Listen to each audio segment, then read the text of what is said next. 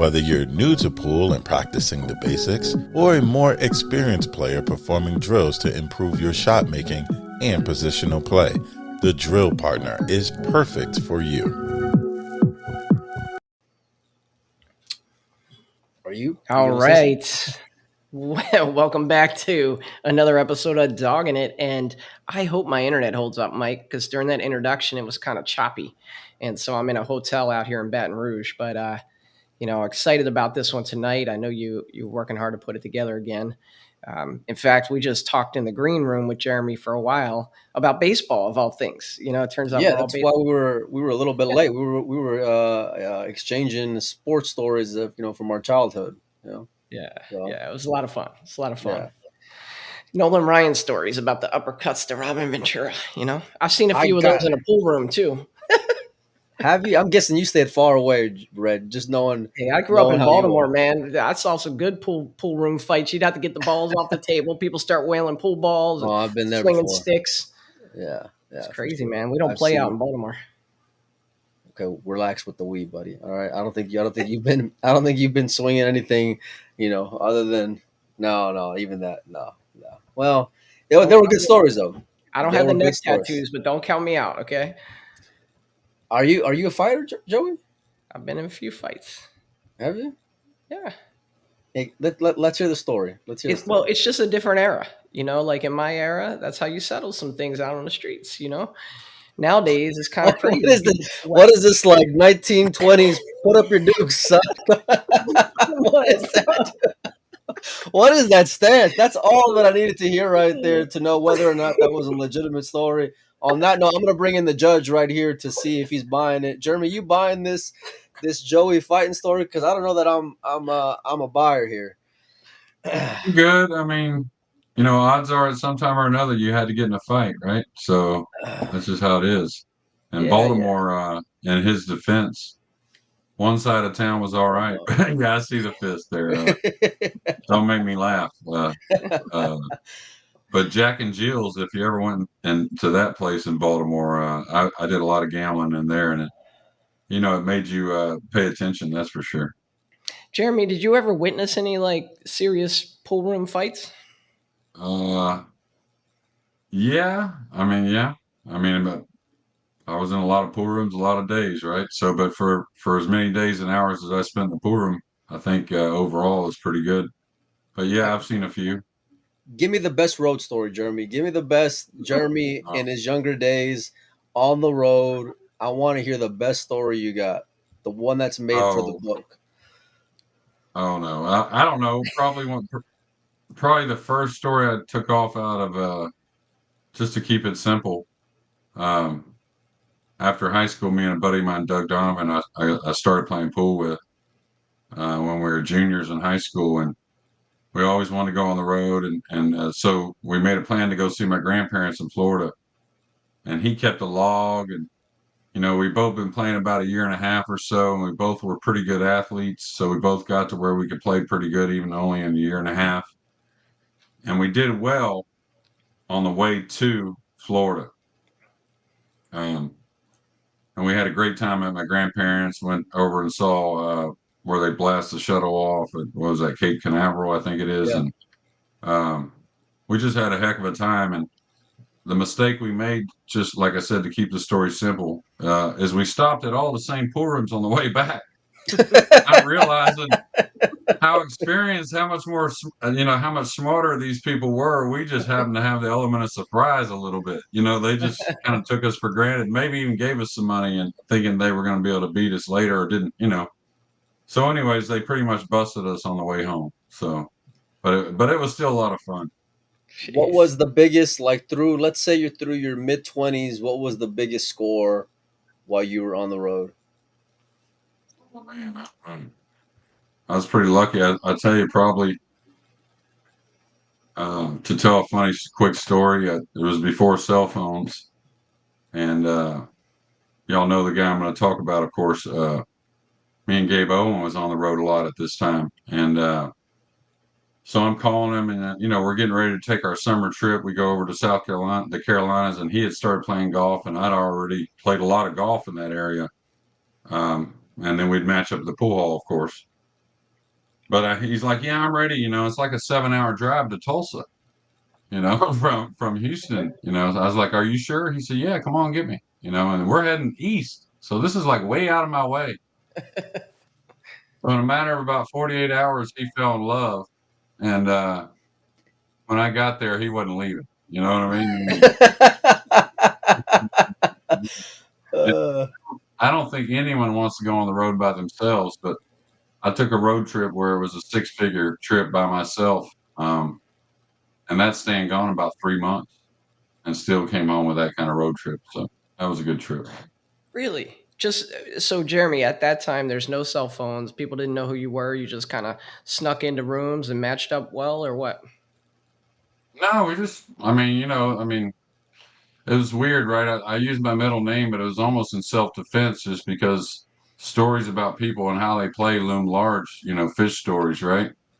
So, like people knew my name a little bit in areas, but if I told my name, they just think I played better than I ever did, really. You know what I mean? Even at a younger age. So sometimes I'd go by my middle name, and I'd show them my ID if they wanted to see my ID or whatever it was, and because they had the bartenders on command a little bit and educated on how to get some information, but yeah, we didn't really hustle. We just kind of went in and said, hey, we'd like to gamble playing pool, and normally you get accommodated.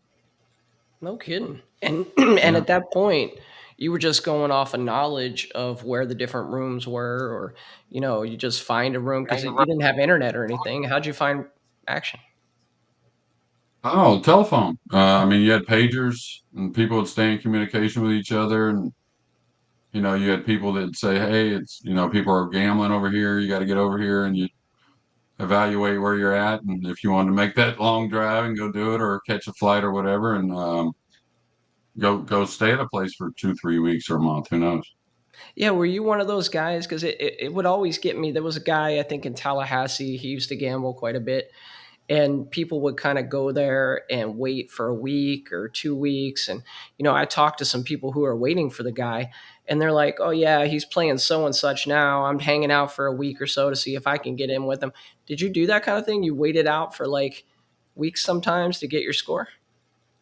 Yeah, just kind of depends on how much you were getting in action otherwise. If there was other action, like Baton Rouge in the mid to late 90s, it was like 96, 97, 98. I went there for 4 days and stayed 6 months.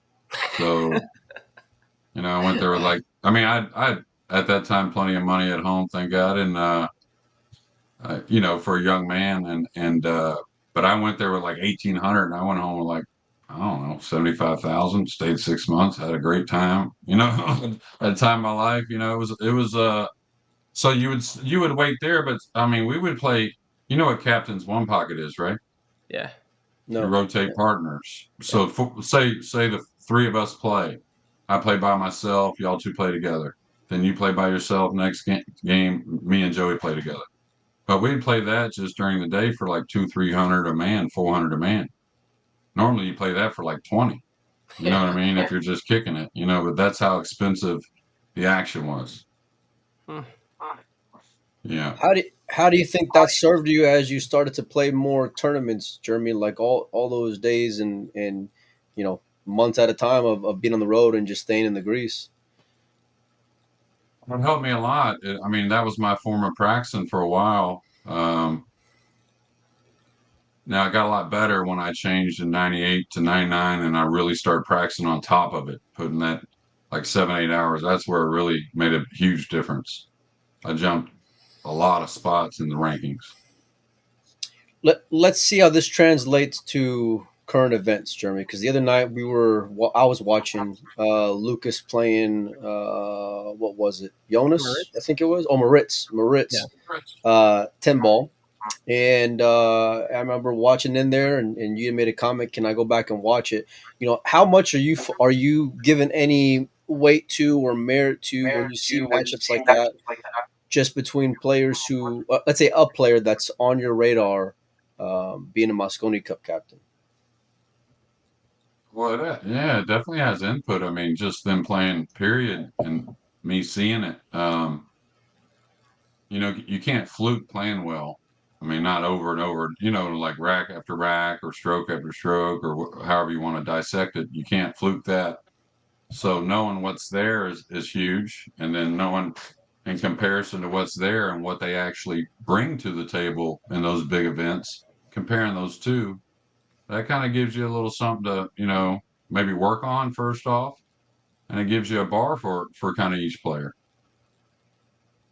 What do you got, So Joe? all that, I mean, it's just like playing the matches themselves. Not saying you want to always be out there trying to match up.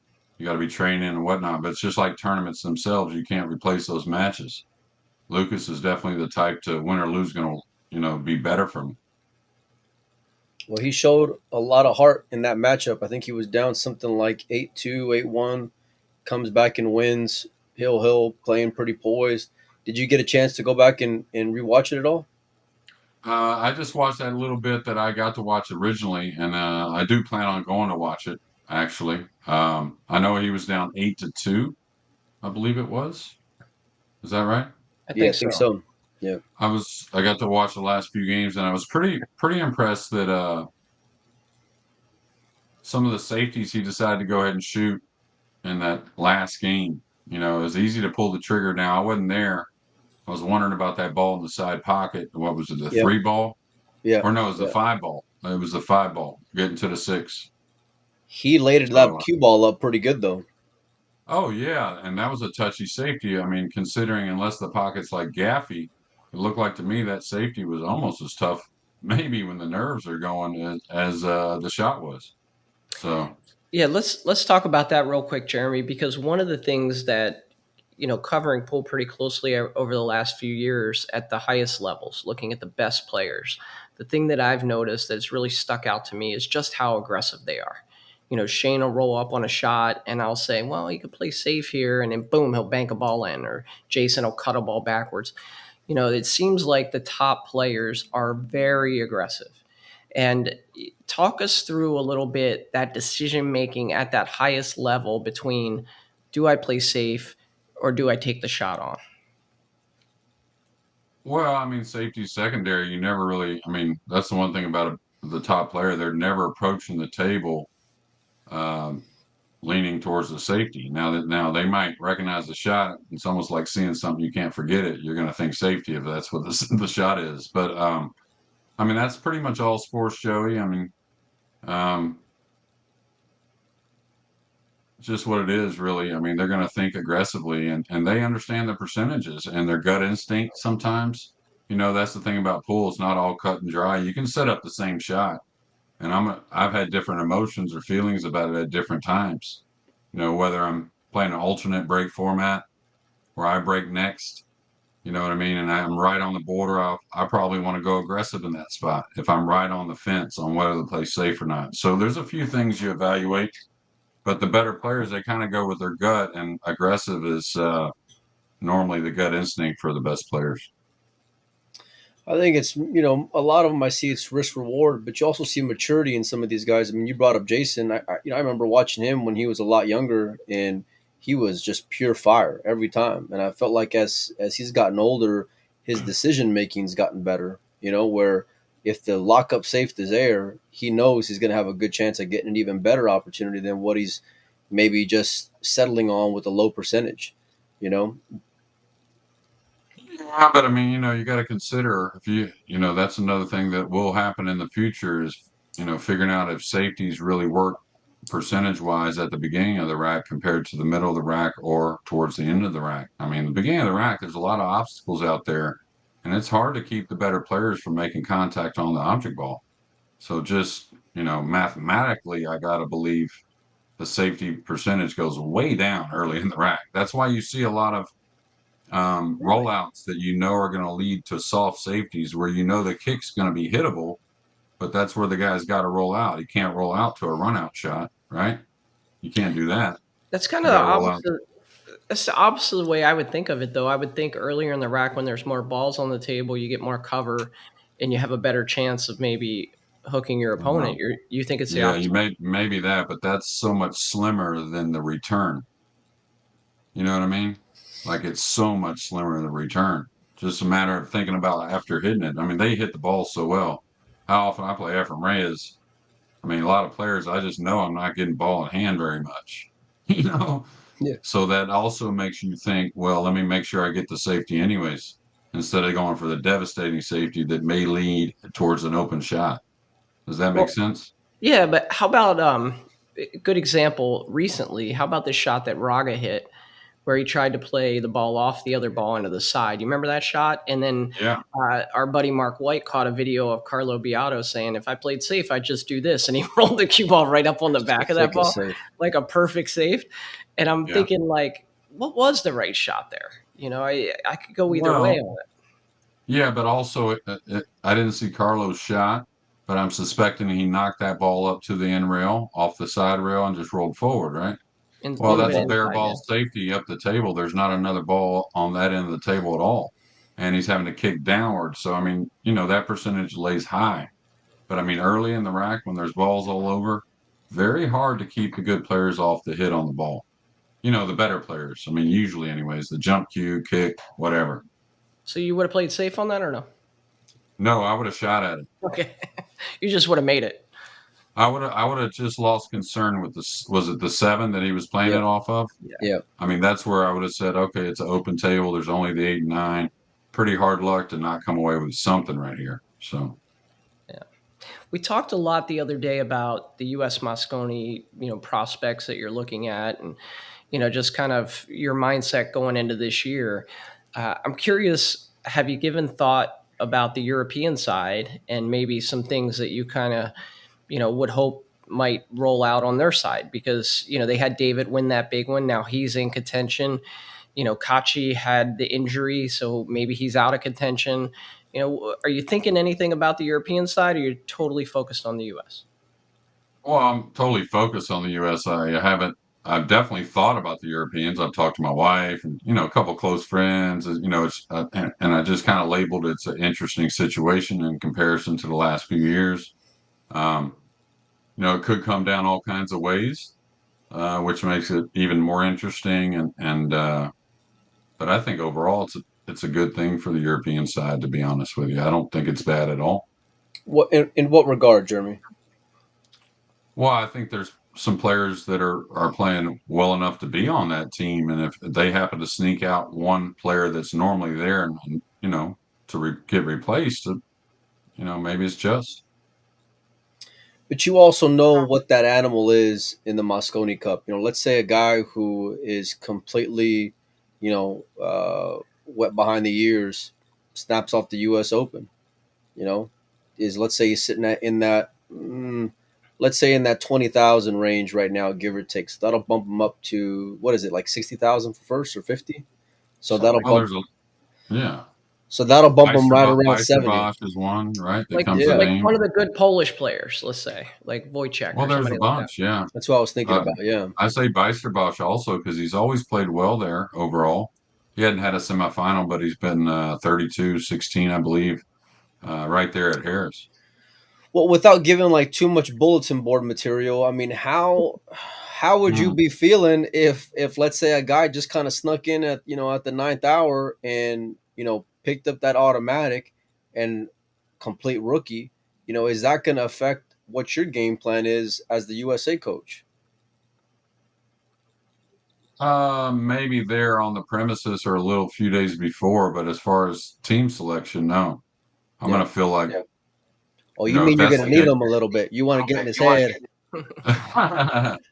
Well, I mean, yeah, I mean, when it comes to making matchups and thinking about their matchups, which you have to do, Right.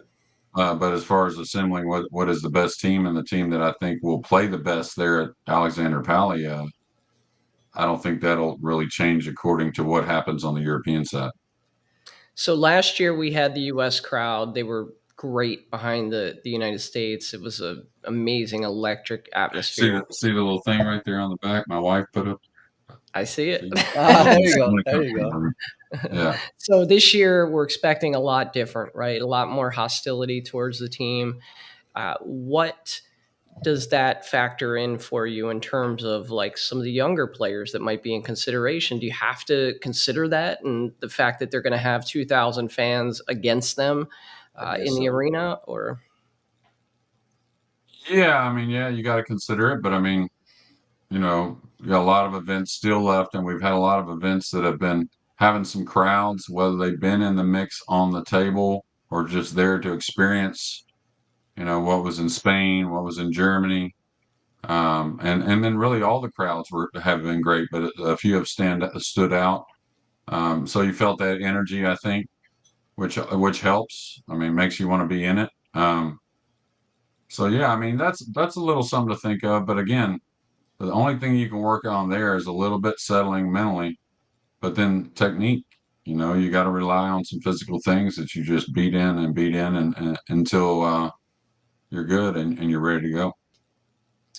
How tough is it to kind of be, under the microscope? Every decision you make, every move you do make, every move you don't make, selection wise. Mosconi Cup is very unique because it brings up a lot of passion. We were talking about sports, before we went live, but it's really the only event that kind of brings out that like sport raw emotion fandom that you get in more traditional sports. Like, how difficult a position, or is that something that you just welcome or don't even think twice about it? Like, give me what's going through your head in these months as you're seeing things on social media, or you have a friend like Joey who throws you under the bus. Give me I got him good, give, Jeremy. I've give me never your done thoughts that. here. In all the time that Melina and I have been doing this, I've never thrown him under the bus like I did the last I time you need to were go on. back and watch some film. He's saying that, and Okay. I'm yeah. Yeah. Well, you need a highlight thing anyways. I'm sure you've already done that, I would bet. Oh So, well, listen, we don't have enough drama on this show as it is, but you evidently. can pay So somebody. That's worth paying somebody to put it together. The highlights. So, the burner account. yeah. No, but Um, really, how tough is it though, man? well, it's real tough. I played sports my whole life. I always liked it. I always want to be the guy up there hitting, being in the batter's box or whatever it is, when it meant the most. So I always liked that. I like that. Yeah, I mean, but of course, I was just lucky enough to be around the same kind of people that I kind of admired, whether they be the older players on the team or whatever it is, great coaches. Um, but the closer you get, the bigger the crowds, the more personal it's always going to feel. And that's it. That's the difference between the Moscone and some of those bigger sports with the bigger stadiums. Of course, it's personal, but man, at Moscone, they're right on top of you, and you got to experience having some success. I think that helps, but again, if you're doing the right things prior, I think it's a lot easier road to hoe. Well, You know, one of the reasons why I had that opinion was because of conversations that we've had prior. And you've been real. You're a no bullshit kind of guy. And your passion for sports, is something that just opens itself up to being realistic. Because we've talked about moral wins and how optimistic you can be. Before, during, or after, if you're getting if it's a close match. But you said it yourself, where it's like you chalk up the Mosconi Cup one way. Either you win or you don't. And how does that go and factor into knowing that you came up short the last couple of years? You can't go in there with that same five, or at least with the same way you went in there last year. How do you apply that to this December and heading overseas? Well, to get back to your last one a little bit, and before I go on that, I mean, the negative you see always going to hit you harder. Maybe, um, I think I made a little bit of a mistake last year in one of those days, not to bring up any details, but could have considered some other options. But I mean, we did discuss it and went over some things, and everyone was cool. But it was really on me. Um, so I mean, those things are going to be kind of like not only to myself, but to others are going to be a little bit larger in life than maybe all the good that our team did last year and the year before. Um, but yeah, it's cut and dry. It's win or go home and wait another year to try and win again, and that doesn't feel good for anyone. Um, but I mean, to go into your next one. Sorry, Mike, I kind of lost my train of thought there thinking about the last one. No, I mean, I guess just there's a lot of options for you to go and choose from, right? And you talk about being prepared leading into December, but it.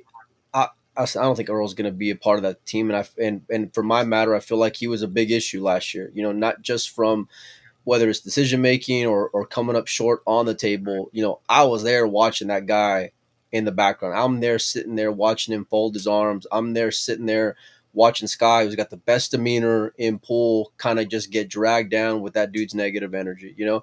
And so while I expect to see differences, like, is that something that you're just conscious of where you're like, man, I know like something's got to give here because the way it was Yeah. can't be the way that it's going to be, you know, come a couple months. Yeah, I think all the players have, I've talked about it with players that of course, there's a couple there that are going to make the team. One already has, and one will for sure. And Shane, I keep it pretty simple. I think he's playing great. I think he's going to continue to try and play great. I think every year he's been a better teammate, which is huge.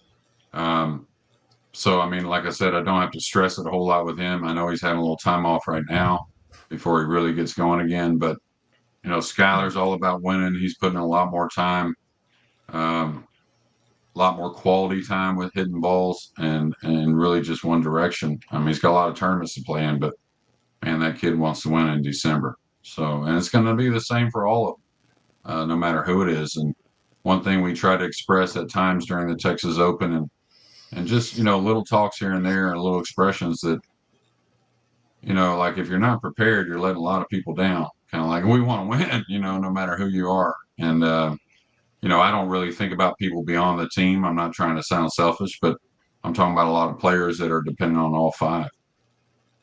No, yeah, I like the realness. I Yeah. got a lot of respect for that, and put them on notice. You know, it's not just about you. You know, it's that what's that movie where he's like, it's about the, you know, the name on the front, not the name on the back. You know, That's right. yeah. That's right.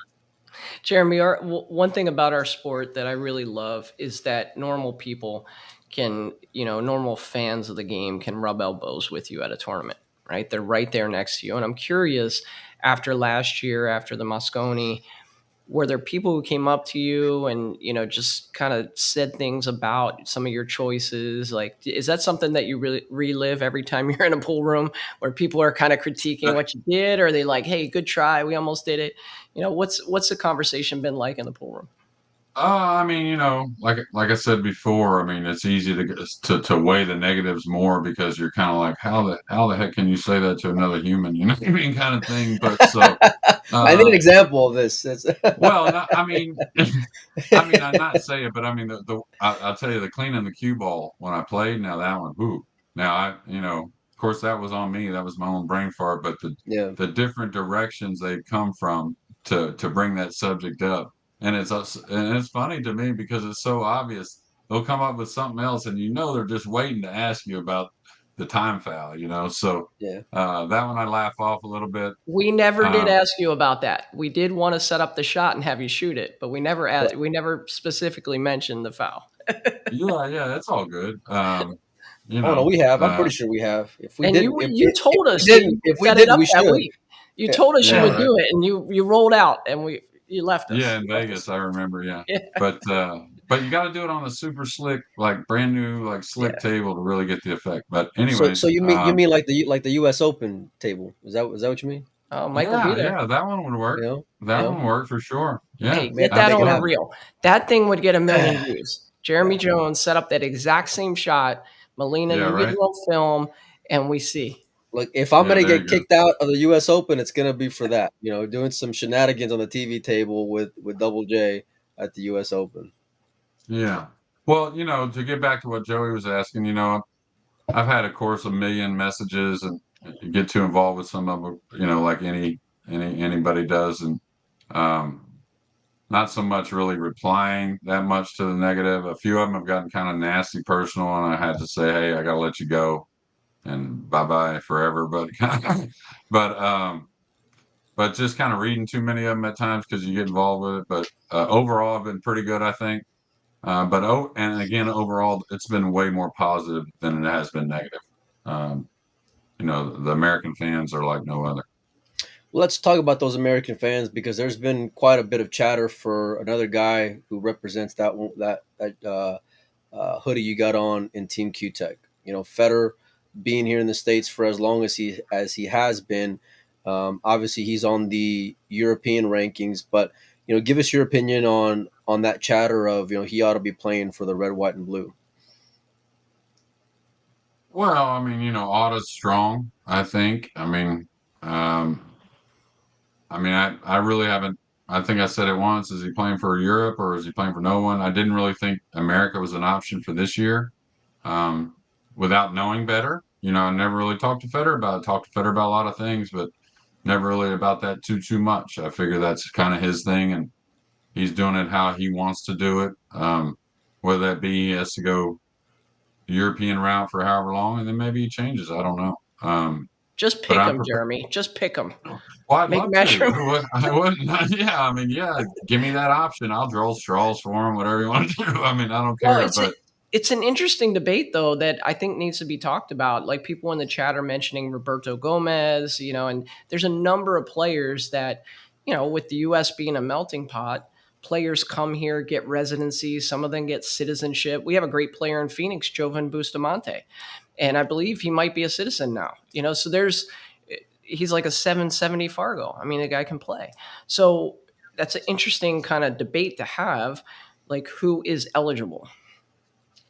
yeah, but is it something where you can bounce around from flag to flag, from event to event, on different things? That's kind of, I've heard that argument from some players, and not saying it's right or wrong. I'm saying there's got to be people to think that kind of stuff over.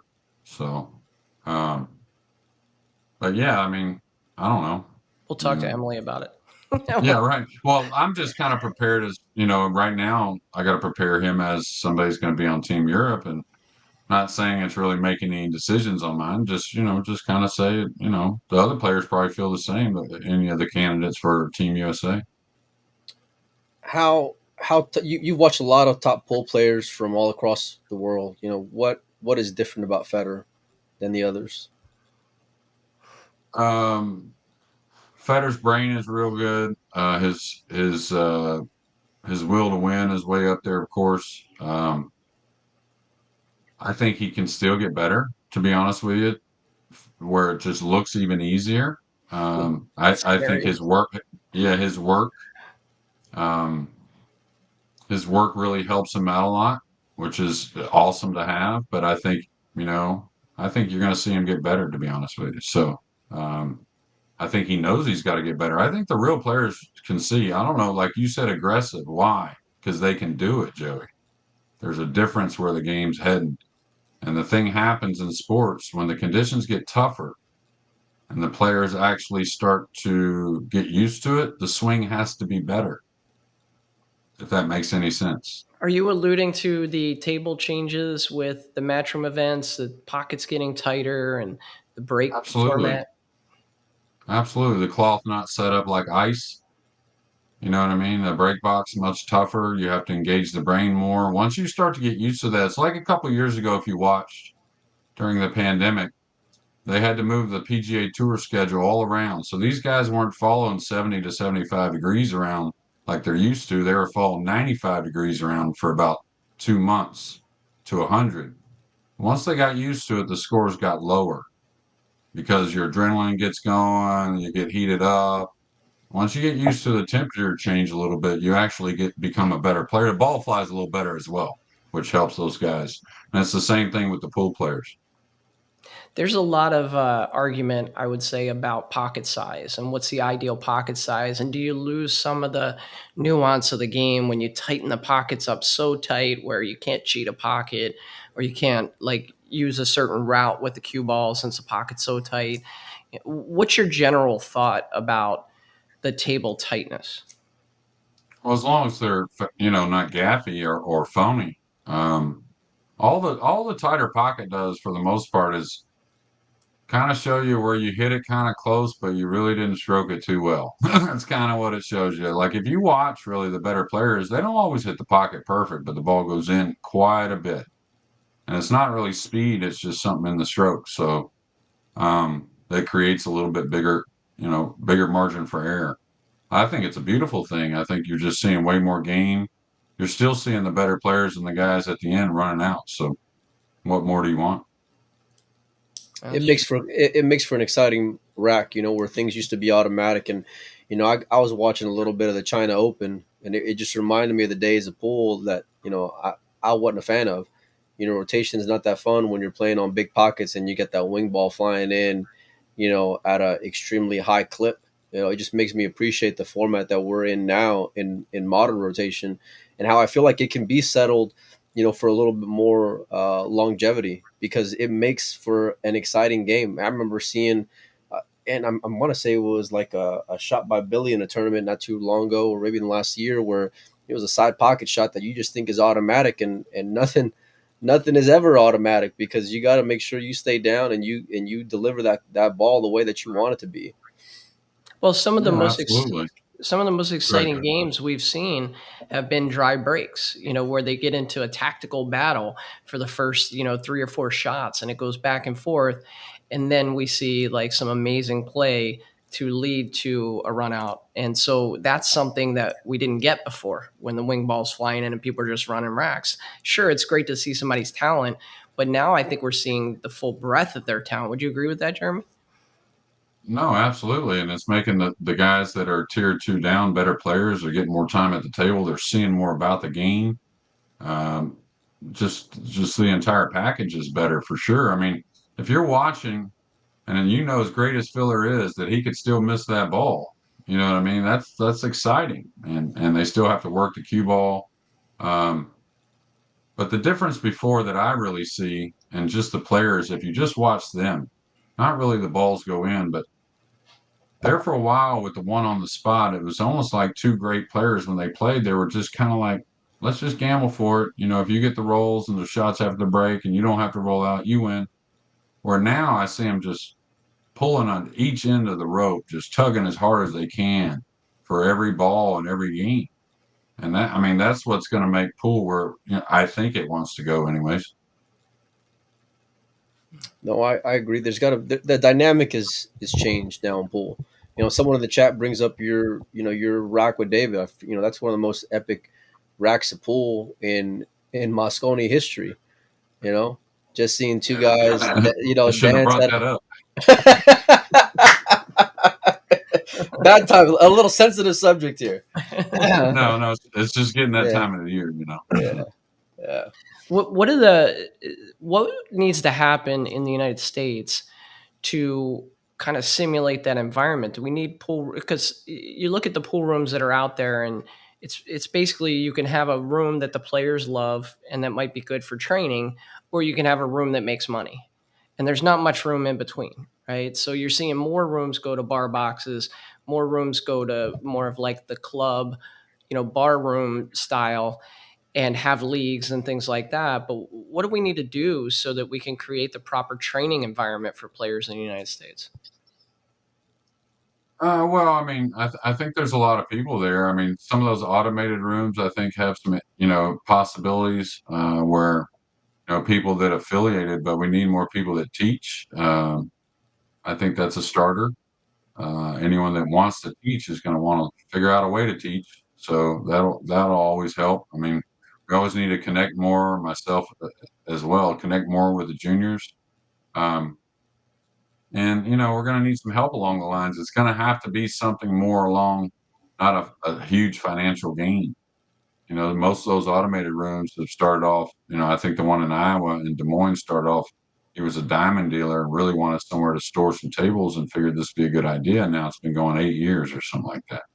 So, and I know some people teach out of there. I think Tony Robles does the same down in Miami at the Billiard Academy down there. That is also an automated room. So that's an idea.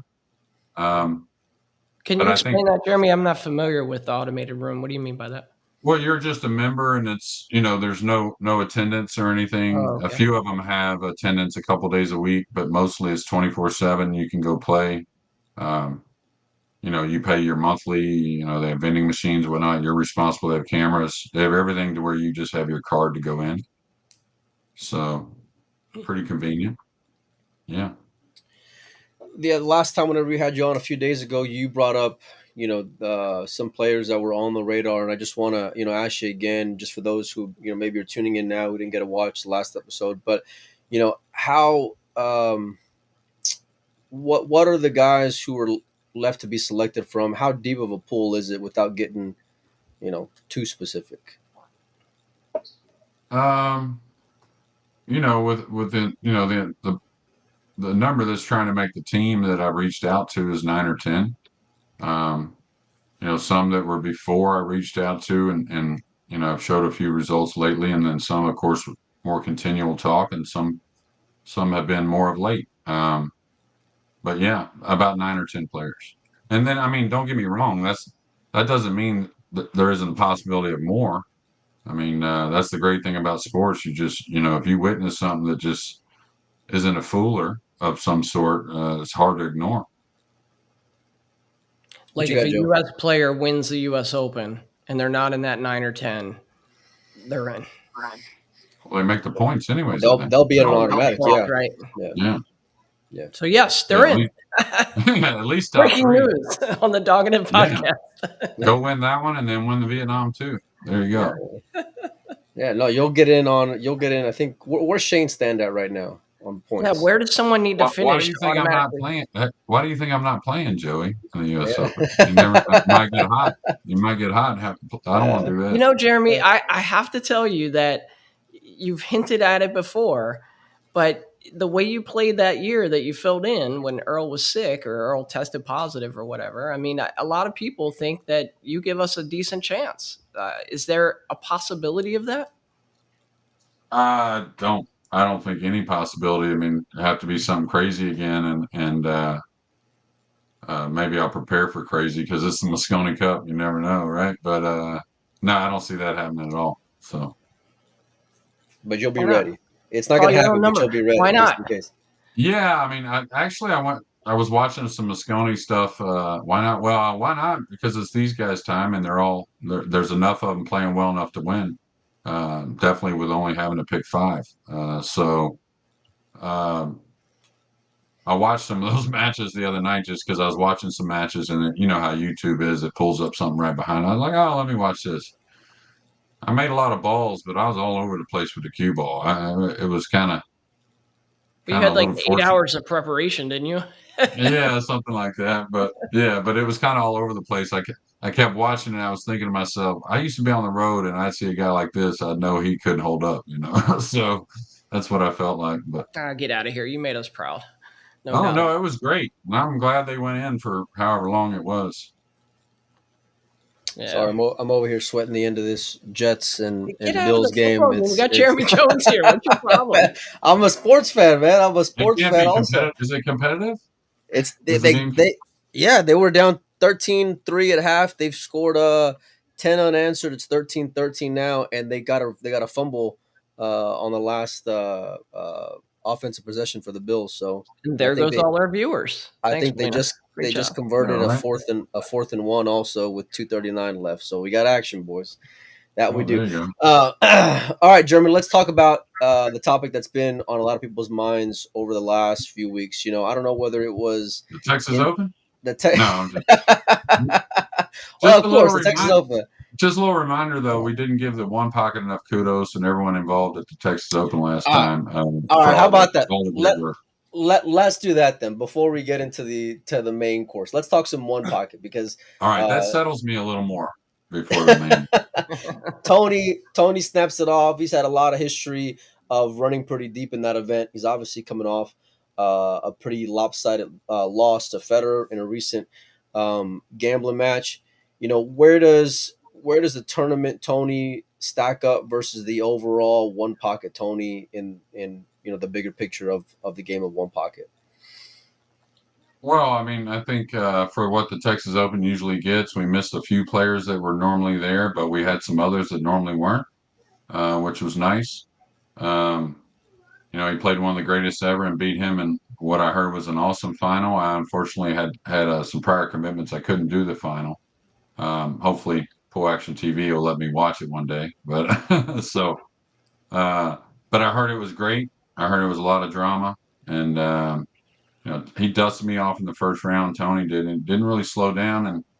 And like all the great players, usually when they have something they're not too happy about a performance, they come bouncing right back, and that's what Tony did there. kind of similar to what Tyler did. He was able to withstand Shane's roar. I think Tony was up in ball count something like 7-1, going on the hill up 7-1. I think it was 3-1 going to 4 in games.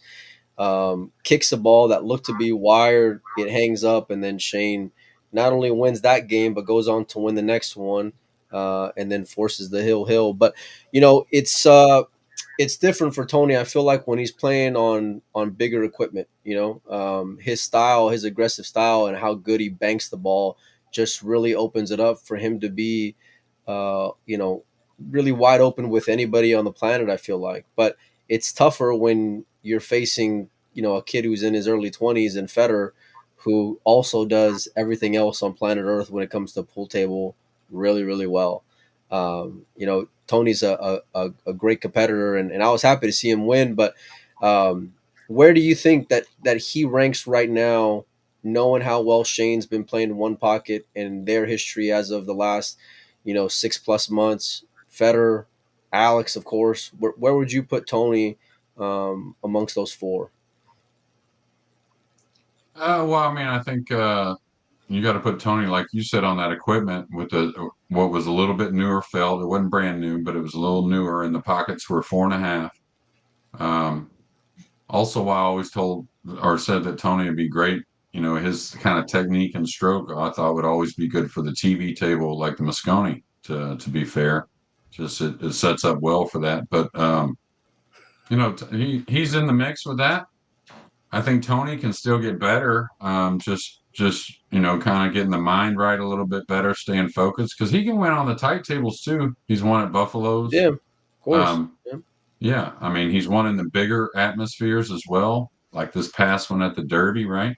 So, and sometimes it's hard to win as a guy that was supposed to win, and you're what looks like a favorite in the final against Hennessy. So I think there's a lot of Tony left. It's just a matter of like really putting the blinders on from a few other things and sticking to it. Okay, hold on. Before I ask if he's on that list of 10 players that you were talking about earlier, I want to ask you again, where would you put him amongst like the top 4, the top 5 players? Where would you put Tony at if you were to rank in one pocket, you mean? Yeah. I mean, you still got to put Alex the best in the long race.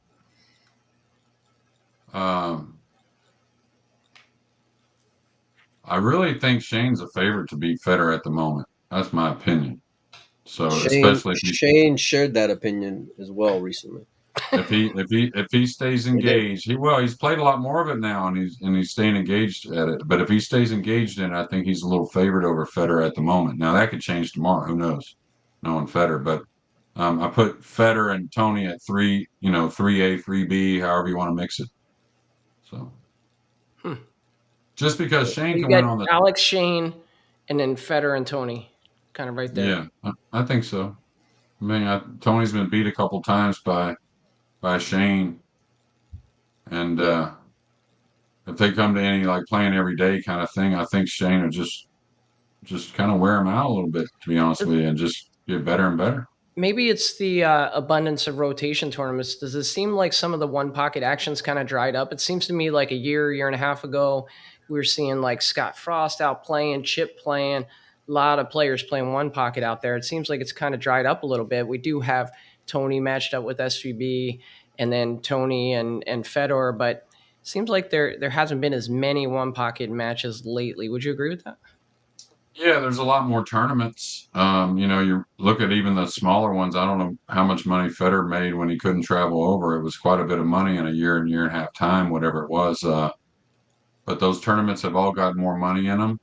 I think there's a lot more promoters that were maybe doing some of those matches that are doing some other things in pool. But I also kind of felt like those matches weren't the easiest thing to always arrange. We've seen that in boxing and UFC and all that. Oh, this happened. Oh, delayed again. Whatever. I mean, it's just no matter the scale. I don't think two parties agreeing to so many things are easy to come by.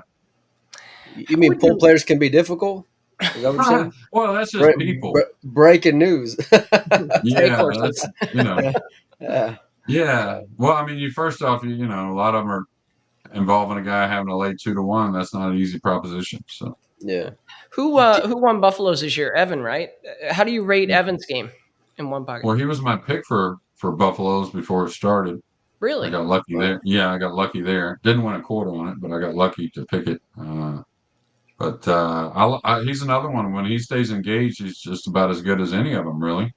Um, and I think if he just played a lot of rotation games and really kind of, we all know it, right? I think the stance could be better. You know what I mean? Evan doesn't give himself enough credit. He's a very athletic guy, it looks like to me, at the pool table, but he's not really in a very athletic stance. So I think he could improve in a few ways, and if he put his work and mind to it, it would show. Yeah, he kind of has that real laid back posture, kind of walks kind of slow and, seems to not really be as engaged at the table as some. Yeah. Well, I think he proved to you just a few years ago, he really got kind of playing a lot of banks, not only in tournaments, but gambling, and made a deep run at the Derby, beat a lot of guys playing banks. So whatever he plays, he seems to play real well. Just got to keep at it. It's not something you can kind of do here and there. Was in the final at Derby, beats Federer in the first set, and then loses in the second set in that final, if I'm not mistaken, at this year's Derby City. The guy banks the ball unbelievably, and especially in that event. I mean, he was just hitting them from anywhere and everywhere, and he just hits the ball so pure when he's banking. I mean, it's a sight to see. I like him watching playing banks. That's for sure. Well, he's sharp too, so he learns quickly. So I mean, it's just really kind of got all the tools. You just got to sharpen them all. That's all. Give me a young player who, not named Federer, who's up and coming when it comes to one pocket. Not named Josh either. Well, I mean, John Moore, of course, is rising the scales. He's a little older. Yeah. Robert Frost, a little older, who's improved his game a lot. Oscar, who's I think becoming a one pocket player now. When he does play, for the most part, he's a little older. Younger though, I haven't really seen a ton of them, Mike. You might know better than me, or remind me of it, anyways. Well, there's a comment in there says Lucas. Lucas is. I saw him play one pocket out in Sacramento. Kid plays very well, and smart decision making. He plays the game like he's got all the time in the world. Very Jeremy Jones-esque the way he plays the game. If you want to send them all down table, he's got no problem sending them down table. He's got nothing but time. Well, I haven't got to sweat it yet. So yeah, Shane Wolford, who's had some good results. Yep. I see a comment there. Let's see. Hunter White. Yeah, Hunter White. Yeah, he's a good player. Kind of a hidden gem from over there in South Carolina. Sometimes gets out. Plays good 9-ball as well. He does. And I saw him play 10-ball one time. He put it all in it, and he was popping that ball up and hitting it real well. I like Hunter's one-pocket game, too. I'm a fan, without a doubt. All right, Jeremy. Well, that's enough one-pocket talk. We've had enough. We've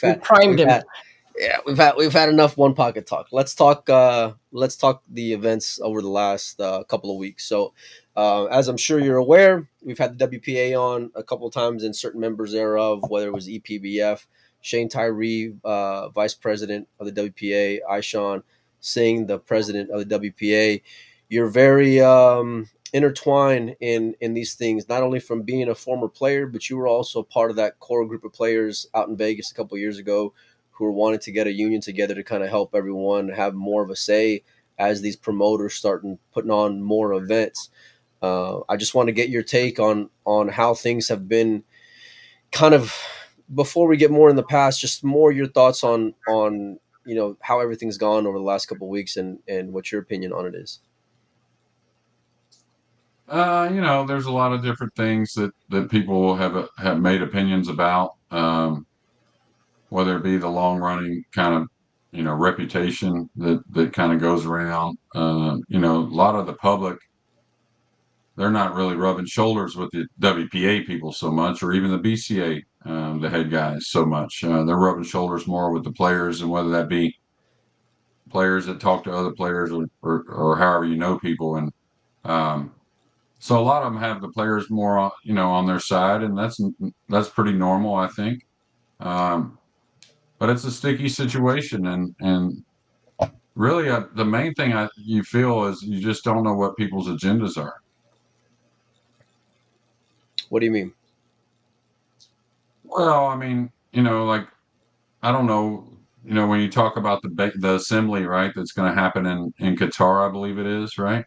Yeah. Um, to talk about a specific and that about assembly that's coming up, and to talk about something that has a lot of influence on people as far as banning players, that seemed like something to me. It surprised me, first off, but it just seemed like something you wanted to talk behind closed doors, whether that be, your assembly along with some representatives from other areas of the industry, and then discuss it. But that's a pretty bold kind of thing to talk about, I think. Were you surprised? I mean, like, the writing's kind of been on the wall that this was always a card that the WPA could play at some point. But were you surprised, just given, I guess, the way that it came out? Because I know I was surprised, and we were hoping to get something out of them, but I didn't know it was going to be that, and I didn't think they were going to go and kind of put their foot down and say this is what's at least on the agenda, if nothing else. Well, that's what I mean. I mean, have they really used all their resources before going to that? That's probably the whole point of the story. Don't get in a hurry, even if that's the case. But I mean, have you really tried everything? And I'm not talking about the ongoing thing with Matchroom or whatever. I'm just saying, on your end, have you tried everything? Have you had discussions with a lot of players? And that's the problem with maybe not an association at times, is the lack of communication from an association like that to so many different individuals. But it doesn't matter what it is. If you talk about banning somebody, that's just kind of strong, and it's not going to take much to get a lot of flack. Well, I know it's different guys up top. It's a different WPA than what it was whenever you were a player. But what was your experience like?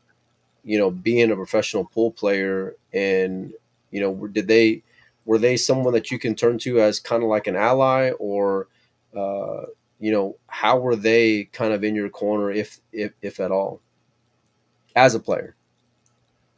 Um, Well, no, they weren't no cut man, that's for sure. Like in boxing, I mean, I never really felt that kind of in the corner, and again, like, negative things become a little bigger than positive things, it seems like at times. But um, I remember making money and having to calculate why it doesn't read the way it does, because they get their percentage one way or another, and I had an issue a long time ago. I think it was 2002, March of 2002, where I think it was the beginning of the UPA, and um,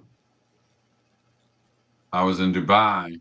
Actually, I was in Fujairah for the World 8-Ball Championship. It was the first time they had it there. Me and Johnny Archer went there for a couple weeks, and then some more Americans showed up for the tournament. But we were there a little early. But long story short, it was the start of the UPA, and I had a little sit down, nothing official, all on the record, off the record, really just kind of a discussion with a pretty prominent writer for billiards, and talking about the differences in the UPA and the WPA. And I understand that the BCA was an umbrella, but even then, at that time, um, there just wasn't much of communication. And so I was just saying, yeah, I get a lot of communication from the UPA, where the direction they're trying to head in, whether this didn't work or that did work or whatever it may be. And so what happened was, I was getting on a flight home, and by the time I got home, because a friend of mine that I lived with at the time, he kind of helped me with some of my emails and personal stuff because I was traveling. I'd gotten banned, or excuse me, it had been recommended from the WPA to the BCA that Jeremy Jones be banned from every sanctioned tournament in the world. And this is true. This is a true story. I mean, I don't really still have the emails, I don't think, but so I followed up with the guy I knew at the BCA and said, "Is this?" Because he had forwarded me the emails that he had gotten from the WPA, and I'd followed up, and you know, again, you want to have conversation before anything happens, right? You want to go through all these steps before you pull that trigger banning somebody. That's a real statement, and something that sticks a lot of times. So I kind of had to fight fire with fire a little bit, and notified the person I knew at the BCA and said, "Hey, this isn't gonna fly. You're certainly going to have some legal ramifications if you try to do something like this. This is my livelihood." I said, "But if you want to talk otherwise about something that may have been taken out of context from a third party, we can certainly sit down and talk." And so those things were kind of instantly went away. And of course, I didn't make no stink about it. Hopefully, we all learned from it. But to make it similar to what's going on today, you gotta do all you can to not use whatever wording that is if it's something like banning someone. Let's say that this does get voted on, and the WPA does decide to ban players. Players are going to have to make choices. How do you see that shaking out for the players? Well, I mean, just the little information we're given, and I'm a commentator, and I definitely love working with Matchroom, and everything they've helped me with. Um, but I don't get too involved with a lot of the back stuff, just because I got a lot on my plate anyways. But if you're thinking about making a decision, and whether the wording's there or not, um, you're pulling the trigger without, like I said, a bunch of other things happening to ban some players, and you got to weigh between A that says, okay, we're going to ban you, or you got to weigh between B and says, okay, we're not going to ban you. And you trust on who's going to go forward with, you know what I mean? So there's that percentage right there that I think, let alone, would probably lean towards being over here. I'm not going to ask you to speak on anyone's behalf, Jeremy, but just give me your thoughts on what you think the players are hoping happens or doesn't happen in the next couple months. Um, you know, I, that's a hard one. I've made comments to my wife that there could be some ongoing stuff for a while, and that's why everyone, I think, needs to be a little patient about it. I mean, if you're trying to rush to get something like this done, I know it ain't the NFL, but it's pretty global and involves a ton of people. Um, so I wouldn't be hasty, first off. And the second one is probably, I think the ultimate goal is originally what I think Matchroom wanted. It's just to really have some type of rights to that 9-ball ranking for the events that they're putting on, and they're affiliated with. And I think improvements on both ends, if they coexist, is a must. And of course, that's the good thing about Matchroom that I do know of. I see the improvements all the time. They're not sitting still on a floor plan. They're not sitting still on a format. They always want to make sure it's as good as possible. And really, a lot of it's about for the players. Well, let's talk about for the players a little bit, because you're not you are that liaison between the players and Matchroom. How much, if any, do you? I don't want to say if anything's been so crucial where like you have to stand up for anything per se, but like if it's something that's important, how much do you take that serious? Well, take the contract, for example.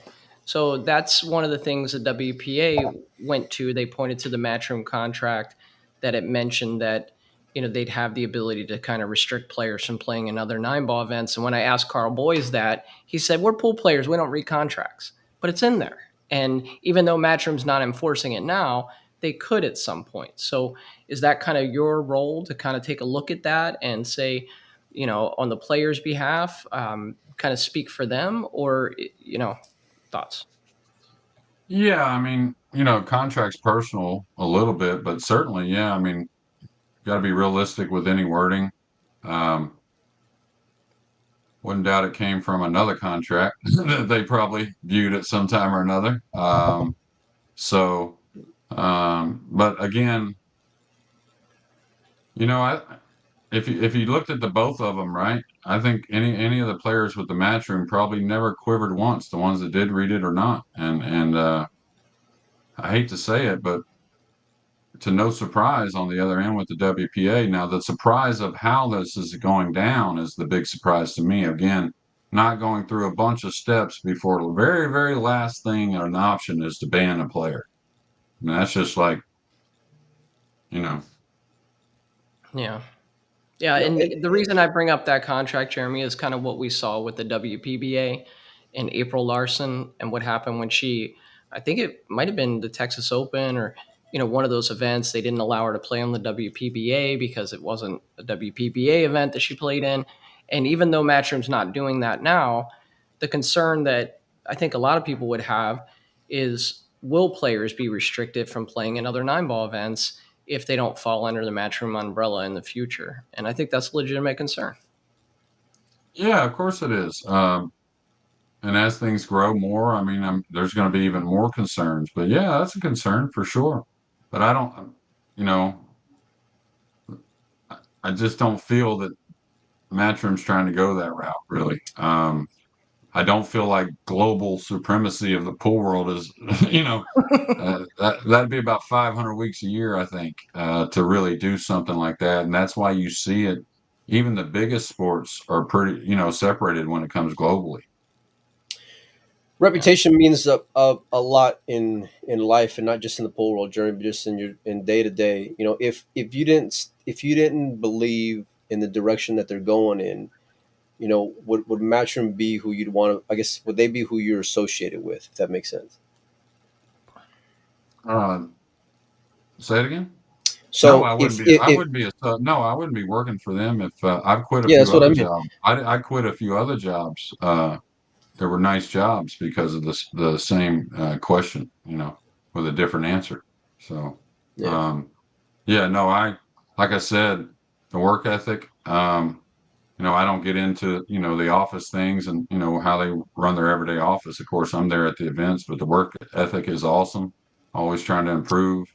I see them constantly think about the players and run around trying to make sure the players are good. Um, they never want anyone to forfeit a match. They want to go everything they can to find somebody or whatever it may be. And so, yeah, I'm very confident in that team.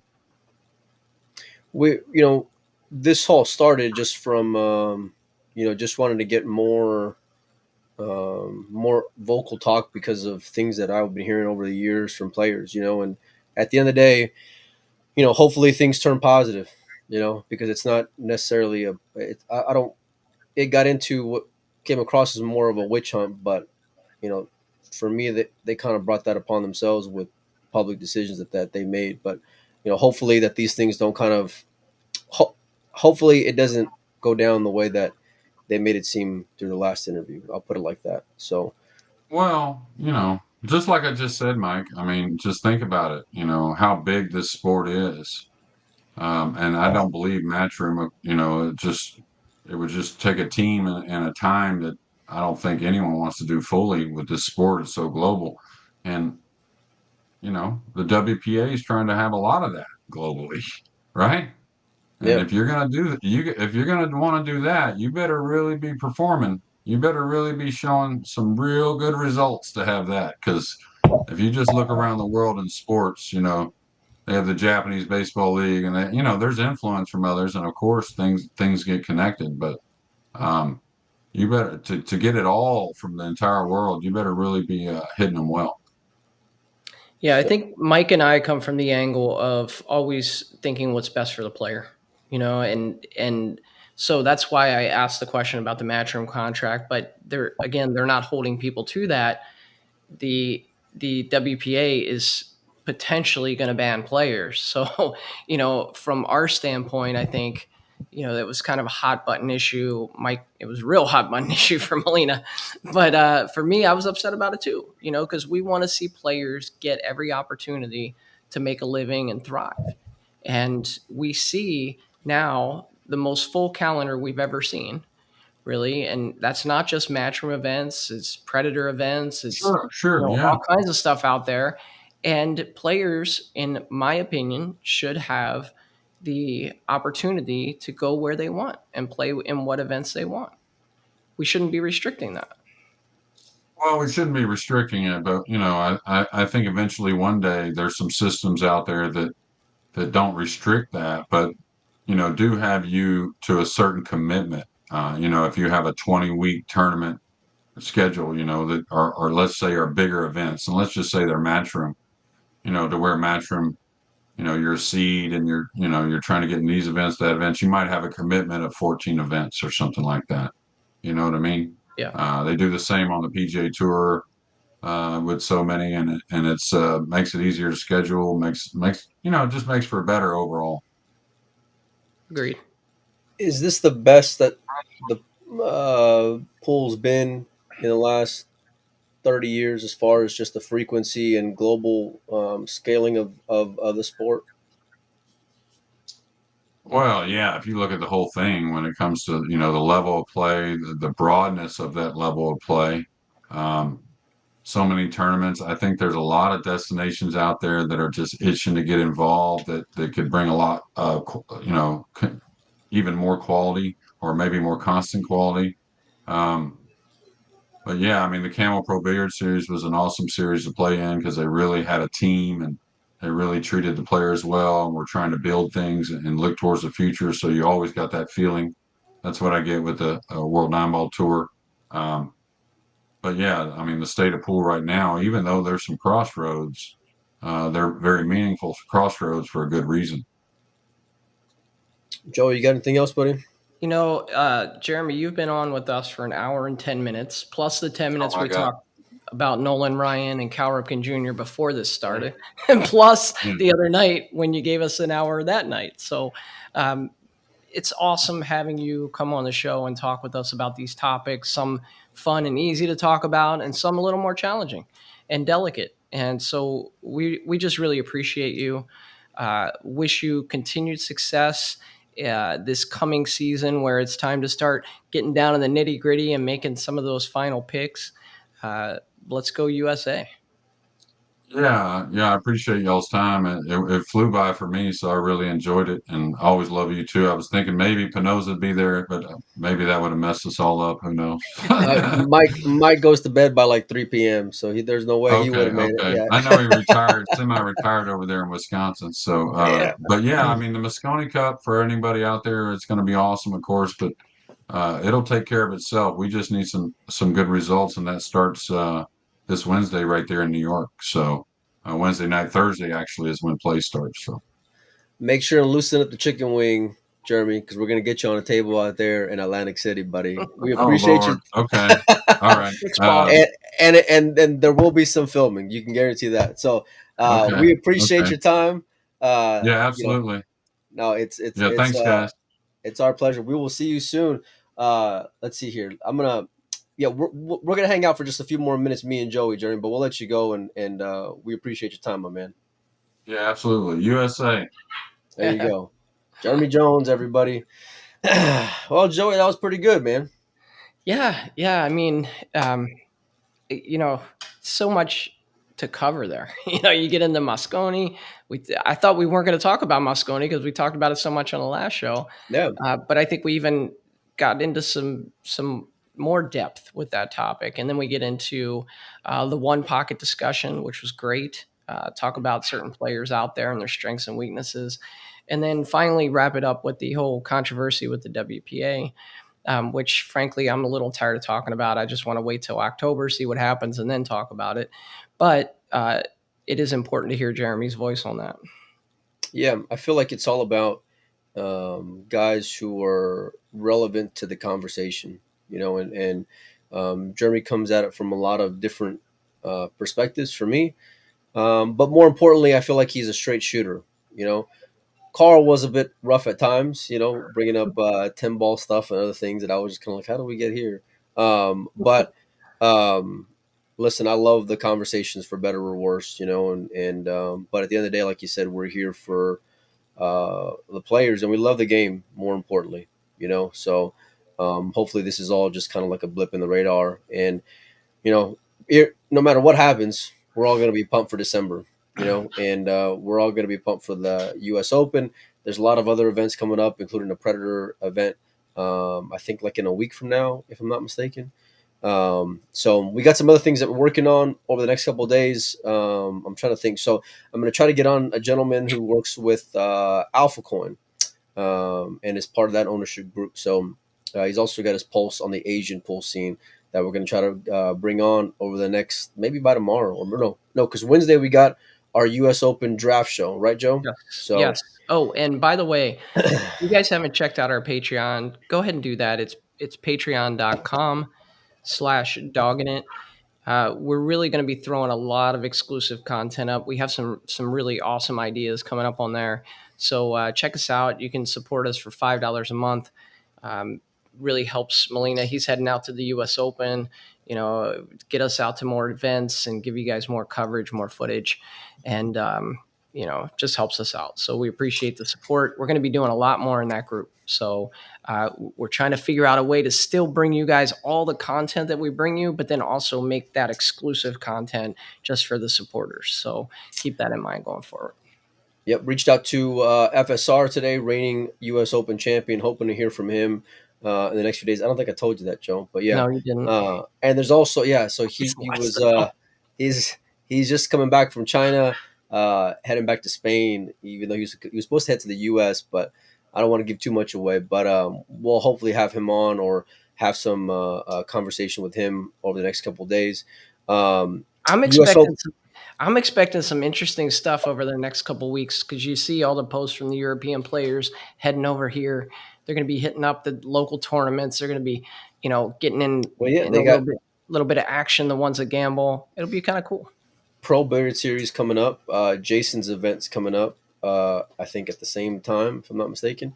So there's a ton of options and things going on in pool for all these guys, and I'm sure they're going to kind of spread out over there in the East Coast before everybody meets up in Atlantic City. So just tons of stuff going on. We're going to we're going to have pretty great access there at the U.S. Open, which is cool because from interviewing players to being able to do the podcast traditionally as well. But a lot of that short form content. And am I invited? Can you make it out to Atlantic City? That's the main thing. Well, I need to be invited first. I'm not just going to show up. Well, we'll talk about it. Are you going to get a press pass? Oh yeah, I can see if you want to be my +1. Is that what you're saying? Maybe. I don't know. I maybe could pull some strings. Oh, we can write an email or something. I don't know. After that Carl Boys podcast, I might not be invited. It wasn't so bad. I know you're not comfortable with stuff like that, but it wasn't the worst thing in the world. I'm not uncomfortable with it, but I like when we're presenting the topic, I want to present both sides and let people judge the way they're going to judge. So when Carl sits there and talks about throwing extra balls on the table, and then we pull up a flyer of him playing 10 ball, look, we know at one time he liked 10 ball. Okay. Yeah. That's all I'm saying. Which, by the way, I didn't think that shitstorm was going to turn into what it did either. Crazy. That was crazy. I was looking up something just to kind of needle him back a little bit for that 10 ball talk, because I know he's played 10 ball and a gamble 10 ball, and then it turns into this whole thing with Oscar and Carl Boys is like the British Dominic Dunn. When when Dom gets on somebody's case and he just like flames them online over and over, Carl will do the same thing. So with Oscar, he's just image after image, all kinds of stuff he's posting. Very similar. It makes for entertainment. And look, we like building up a fight over here. So the pool needs more personality. It needs more fun things to talk about. It's true. We've never been one just talk about tournament wins and victories, because it's the other stuff on top of that we enjoy talking about as well. So we're going to be real busy with everything coming up. You guys make sure and keep your notifications on. We'll be live quite a bit. So, Joe, you got anything else before we get out of here? Probably a few days away from merch. Going to be dropping a shop. So you guys can pick up your Dogging It coffee mug, t-shirt, long sleeve t-shirt, sweatshirt, whatever. Tank top. I don't know about tank top, but we're going to be dropping some merch. So if you guys want to support the show, that'll be another way that you can support the show. I would love nothing more than go out to pool halls across the country and walk in and see a Dogging It shirt. Wouldn't that be cool? Sure. We'll see you guys. We'll see you guys in a couple days. Later, y'all.